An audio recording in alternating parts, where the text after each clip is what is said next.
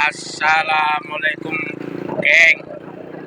Selamat sore, tuan-tuan dan puan-puan sekalian. Sudah lama kita tidak update PT Kindra atau PT Kawasan Industri Nusantara KEK Sungai Mangke atau Kawasan Ekonomi Khusus Sungai Mangke. Saya dari update pertama, ini adalah kantor PT Kindra. PT Kindra Sungai Mangke ini sebuah perusahaan yang ditunjuk oleh pemerintah atau BUMN untuk menangani kawasan ini. Nah, ini dia. Yang kedua ini adalah PT INL atau Palm Oil Refinery nilai. Ini perusahaan minyak makan PT Industri Nabati Lestari. Nah, ini perusahaan kedua yang berdiri di sini. Setelah nanti saya lihat kan Unilever. Nah, ini dia. Industri Nabati Lestari. Saya berputar karena banyak ini yang kita mau update di wilayah ini, karena udah banyak perusahaan yang sudah berdiri di sini. Dan ini adalah pabrik kelapa sawit atau PKS dengan kapasitas 90 ton per jam. Ini udah raksasa ini.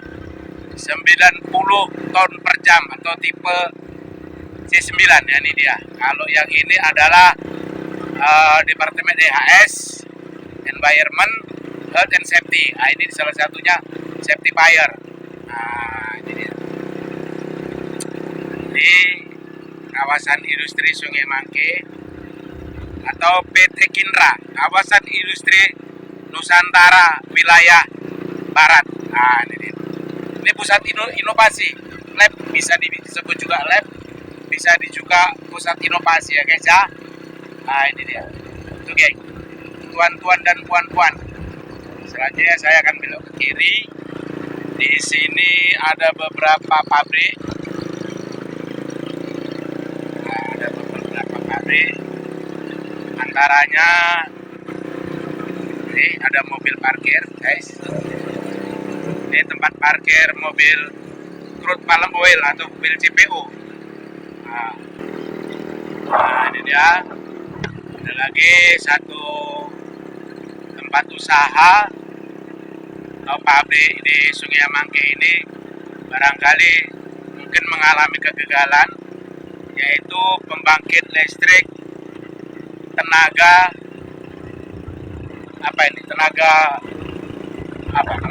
tankos ya, tenaga apa itu, tapi ini gagal ini sepertinya. Tenaga PL biomasa. Nah, ya, ini ada satu lagi pembangkit tenaga listrik biogas. Nah, ini dia. Ya, ini ada PKO ya, pabrik kernel oil atau PKO. Nah, dan ada ini pembangkit tenaga listrik ya di sebelahnya itu. Nah, itu pembangkit tenaga listrik biogas atau biomasa lah. Kalau di sana tadi pembangkit tenaga listrik dari ketel, cuman gagal sepertinya. Nah, ini dia. Ini seperti gelembung. Ini gelembung besar ini untuk pembangkit tenaga PLTBM ya, pembangkit tenaga listrik biomasa. Ini dia. Tapi yang sana tadi gagal. Yang ini dibuat baru lagi, yang di jalan oleh ini nih. Nah, ini dia. Ini termasuk inovasi dari kawasan ekonomi khusus ini. Nah, ini PLTBG biogas, ya, pembangkit tenaga listrik biogas, bekerja dengan baik ini. Nah, guys, nah itu dia. Ini pas tanggal 1 Dzulhijjah ini ya. Udah lama saya nggak update, ini saya update. Nah, di depan itu nampak seperti tower itu adalah PT nanti ya guys ya, saya terangkan. Nah ini dia guys, kembali saya update, kita mau menuju ke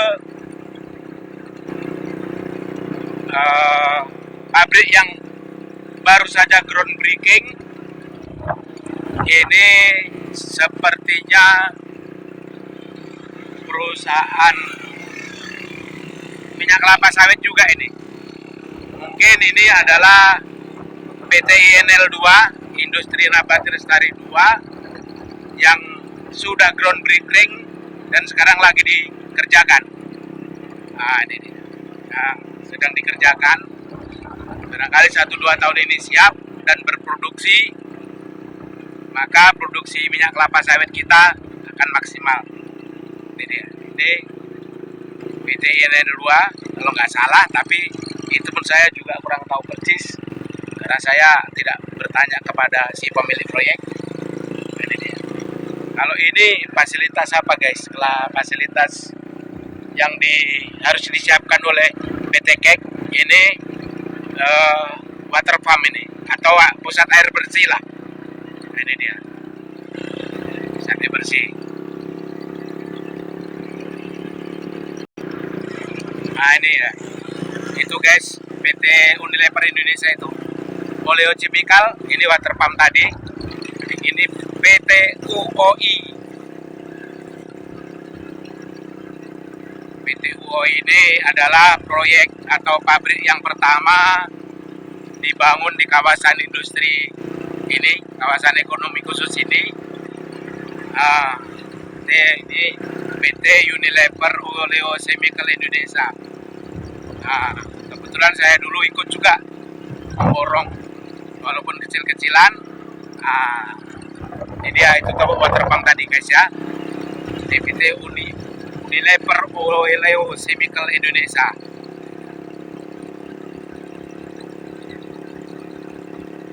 Sedangkan di belakangnya ini ada unit kedua PT Unilever juga, sama juga Oleochemical juga. Jadi ada ekspansi dari Unilever di belakang pabrik ini.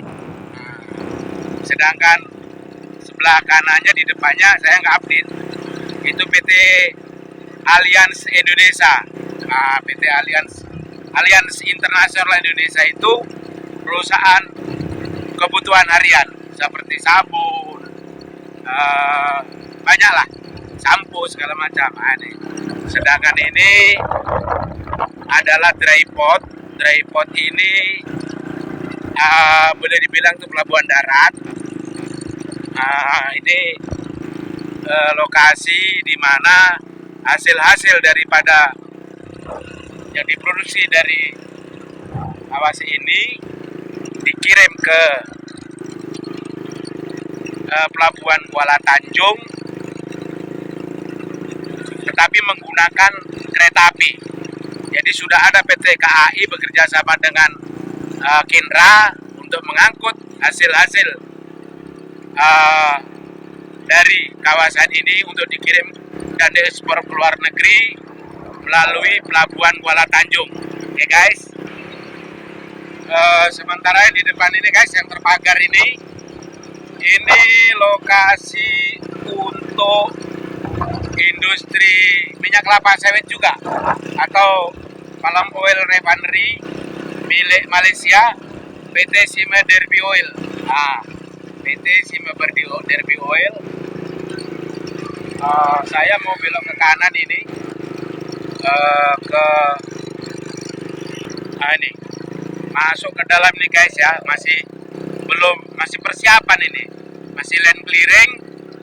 Ini perusahaan pupuk organik ya, kompos. Pupuk kompos, pupuk organik. Ini masih dalam tahap land clearing sama pemagaran ini. Jadi saya nggak masuk karena saya pikir ini masih awal-awal industri ini akan dibangun. Ini dia. Ini masih tahap land clearing sama pemasangan. Ini dia. Ini lokasi untuk industri pupuk organik guys. Ini. Oke puan-puan dan tuan-tuan sekalian, kita mau keluar lagi ya. Oke guys, itu tadi. Ini saya update lagi. Ini tadi adalah perusahaan Malaysia yang bergerak dalam bidang palm oil refinery, yaitu PT Sime Derby Oil. Ini perusahaan Malaysia yang akan berdiri di sini. Sekarang lagi dalam tahap pemasangan pil, ya kan? Pile-pile ini atau paku bumi persiapan. Ini. Mudah-mudahan proyek ini segera selesai dan banyak menyerap tenaga kerja lokal maupun luar, karena bagaimanapun kita harus memahami bahwa industri ini memerlukan teknologi yang lumayan tinggi. Sedangkan yang warna biru itu PT IC. Saya mau ke belakang dulu ya guys. Saya update menyeluruh ini guys. Ini PT IC, ini PT Derby Oil. Derby Oil. Ini kendaraan, ini kendaraan pengangkut es krim. Ini kendaraan pengangkut es krim. Ya guys, Sime Derby Oil. Ini dia. Ini adalah perusahaan dari Tiongkok ini yang berbahan juga dari kelapa sawit.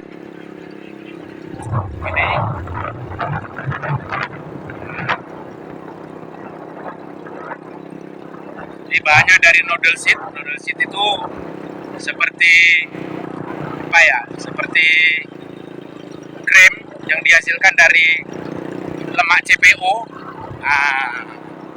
Dan akhirnya diproses menjadi menjadi es krim, sehingga es krim ini lebih murah daripada es krim yang dari bahan lainnya. Ini guys, ini PT IC Indonesia, perusahaan Tiongkok ini. Sedangkan sebelah kanan ini guys lagi dikorek, ini adalah untuk membuat fasilitas jalan,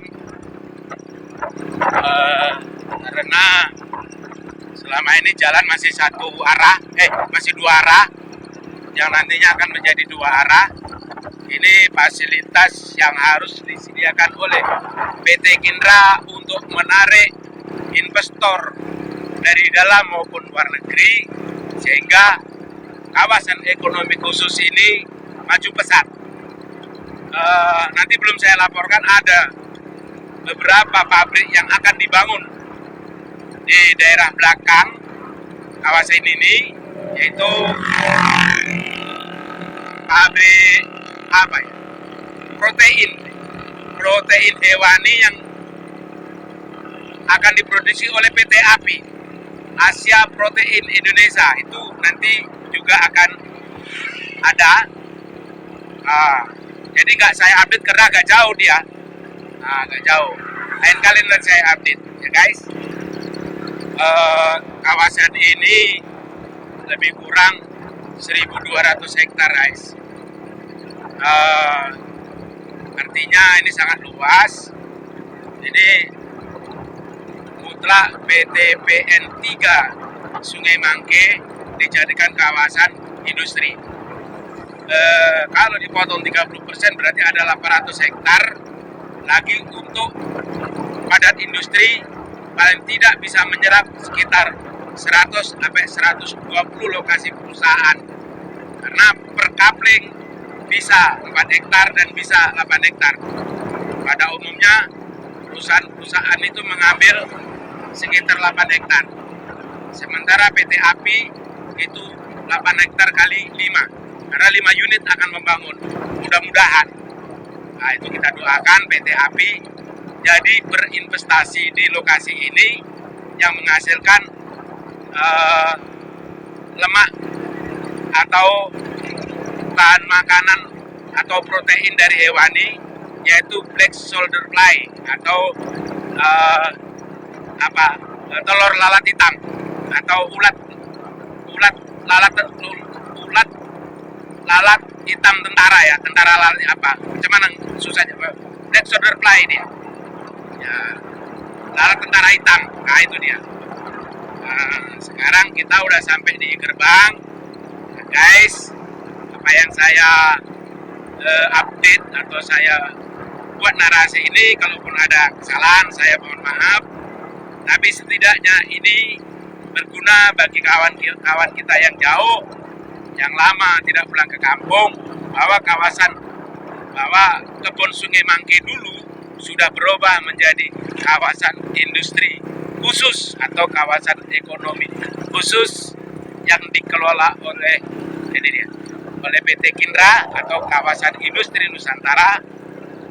Nah, ini dia. Oke guys, kita sudah sampai di gerbang utama Sungai Mangke ini. Nah, terima kasih saya ucapkan. Wassalamualaikum warahmatullahi wabarakatuh.